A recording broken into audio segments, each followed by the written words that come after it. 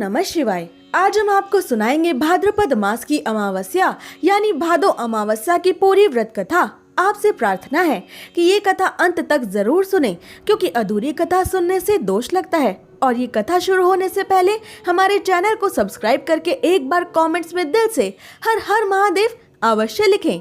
भगवान शिव और माता पार्वती भादो अमावस्या की इस व्रत कथा को सुन रहे सभी भक्तों पर अपनी विशेष कृपा बरसाएं, उनके जीवन में चल रहे सभी दुख दर्द दूर हों और उनकी सभी मनोकामनाएं पूरी हों। तो आइए अब शुरू करते हैं भाद्रपद अमावस्या की कथा। श्री गणेशाय नमः। भादो अमावस्या को कुशाग्रहणी अमावस्या या पिठोरी अमावस्या भी कहा जाता है। इस दिन भगवान शिव और माता पार्वती की पूजा करने से वैवाहिक जीवन में सुख समृद्धि प्राप्त होती है। साथ ही इस दिन पितरों के निमित्त तर्पण करने से पितरों का विशेष आशीर्वाद मिलता है, पितृ दोष से मुक्ति मिलती है। पिठोरी अमावस्या की कथा के अनुसार एक गांव में सास और बहू अकेले रहते थे और उनका बेटा विदेश में धन कमाने के लिए गया हुआ था। सास और बहू के बहुत ही अच्छे संबंध थे, दोनों एक दूसरे की देखभाल किया करते थे। दोनों के संबंध अत्यधिक मधुर थे, वो कभी नहीं लड़ते थे और पूरे गांव के लिए उनका संबंध एक आदर्श था। एक दिन बहू ने खाना नहीं खाया तो सास ने बहू से पूछा कि आज तुमने खाना क्यों नहीं खाया।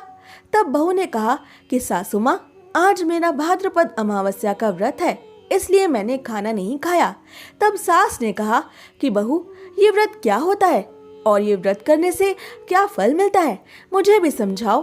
तब बहू ने कहा कि सासू माँ, इस अमावस्या का व्रत करने से बहुत पुण्य मिलता है, घर में धन अन्न बना रहता है, सुख शांति रहती है तथा अटल सुहाग मिलता है और पुत्र प्राप्ति भी होती है। इस व्रत में प्रत्येक वर्ष अलग अलग खाना खाया जाता है और विष्णु भगवान के मंदिर में चढ़ावा चढ़ाया जाता है या फिर किसी ब्राह्मण को दान दिया जाता है। इस व्रत में पहले साल शक्कर, घी और चावल से बना खाना खाया जाता है। पहले साल व्रत पूर्ण होने के बाद 1.25 किलो चावल और 1 कटोरी घी तथा 1 कटोरी शक्कर का दान किसी ब्राह्मण को दान में दिया जाता है। दूसरे साल जौ, घी और शक्कर से बना खाना खाया जाता है। जब दूसरे साल का व्रत पूर्ण हो जाए तो 1.25 किलो जौ, 1 कटोरी घी तथा 1 कटोरी शक्कर किसी मंदिर में चढ़ाएं या फिर किसी ब्राह्मण को दान में दिए जाते हैं। तीसरे साल गुड़, तिल और घी से बने व्यंजन ही खाने चाहिए। जब तीसरे साल का व्रत पूर्ण हो जाए तो आधा किलो तिल, गुड़ तथा 1 कटोरी घी किसी मंदिर में चढ़ाया जाता है या फिर किसी ब्राह्मण को दान में दिया जाता है। इसे ही 3 पनौती अमावस्या व्रत भी कहा जाता है। फिर बहू ने कहा कि इस व्रत का अगर संकल्प लेते हैं तो इसे पूरा करना जरूरी होता है। अगर व्रत पूरा नहीं कर सकते हैं तो सास बहू में झगड़ा और घर में अशांति व्याप्त हो जाती है। तब सास ने कहा कि मेरी तो उम्र हो गई है, लेकिन तुम ये व्रत अवश्य करो। और बहू ने ये व्रत करने आरंभ कर दिए। लेकिन एक दिन बहू ने किसी के कहने पर गलती से गेहूं के आटे की बनी रोटी खा ली और अमावस्या माता इस बात से नाराज हो गई। जो सास और बहू बहुत ही प्यार से रहते थे, अब उन दोनों में आए दिन झगड़े होने लगे। सभी गांव वाले भी उन्हें देखकर हैरान हो गए कि ये सब आखिर क्या हो रहा है। सास अपनी बहू को एक दिन कहने लगी कि तुम जब से हमारे घर में बहू बनकर आई हो तब से हमारे घर की तो लक्ष्मी ही चली गई है, हमारे घर के लिए तुम शुभ नहीं हो। तब बहू ने कहा कि आपके घर की लक्ष्मी चली गई है तो वो लक्ष्मी अब कहाँ मिलेंगी, आप मुझे बताओ, मैं लक्ष्मी को लेकर आऊंगी। तब सास ने कहा कि लक्ष्मी तुमको समुद्र के बीच भगवान विष्णु के पांव दबाते हुए मिलेंगी। तब बहू ये कहकर चली जाती है कि अब जब तक मैं लक्ष्मी को लेकर नहीं आऊंगी तब तक मैं इस घर में पैर नहीं रखूंगी। इतना कहकर बहू लक्ष्मी की खोज में निकल जाती है। जब बहू लक्ष्मी को खोजने के लिए निकलती है तब उसे रास्ते में एक गाय माता मिलती है। वो बहू से पूछती है कि आप कहाँ जा रही हैं। तब बहू ने कहा कि हे गाय माता, मेरी सास मुझे कहती है कि मेरे आने से उनके घर में अन्न धन की कमी हो गई है और उनके घर की लक्ष्मी चली गई है, तो मैं लक्ष्मी को लेने जा रही हूँ।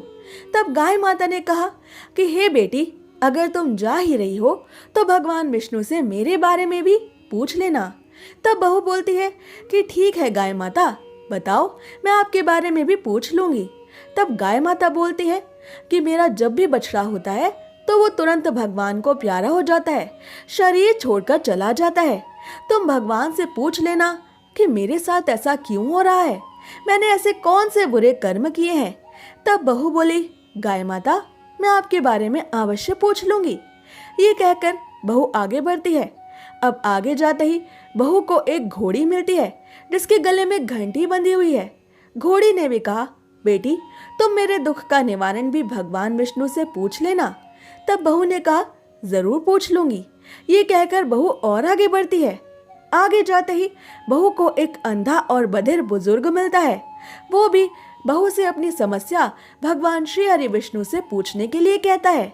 तब बहू उसकी समस्या भी भगवान से पूछने का कहकर आगे बढ़ती है। और आगे जाते ही बहू को एक बूढ़ी औरत मिलती है जो हाथ और पैर से चल नहीं सकती थी। वो भी बहू से अपनी समस्या भगवान से पूछने को कहती है। तब बहू उसकी समस्या को भी पूछने को तैयार हो जाती है और आगे बढ़ती है। आगे जाते ही बहू काफी थक जाती है और एक आम के पेड़ के नीचे बैठ जाती है। तब आम का पेड़ खुश होकर बहू से पूछता है कि बेटी, तुम कहाँ से आई हो और कहाँ जा रही हो। तो तब बहू बताती है कि वो लक्ष्मी को लेने जा रही है। तब पेड़ भी अपनी समस्या को भगवान विष्णु से पूछने को कहता है कि मेरे पेड़ पर लगे आम सदैव खट्टे क्यों होते हैं, इस बारे में भगवान विष्णु से अवश्य पूछना। तब बहू उस आम के पेड़ की समस्या को लेकर भी आगे बढ़ती है। आगे जाते ही बहू को एक तलाई मिलती है। वो भी बहू को बताती है कि तुम भगवान विष्णु से मेरे लिए पूछना कि मेरे तलाई का पानी इतना मैला क्यों है, कोई भी इसे पानी पीने नहीं आता। तब बहू कहती है, जरूर पूछ लूंगी। और तलाई से ऐसा कहकर बहू आगे बढ़ती है। बहुत दिन तक जंगल में चलते चलते बहू बेहद थक चुकी थी। उसे भूख लगी थी, लेकिन खाने को नहीं मिलने के कारण वो थक जाती है और जंगल के बीचों बीच ही बेहोश हो जाती है।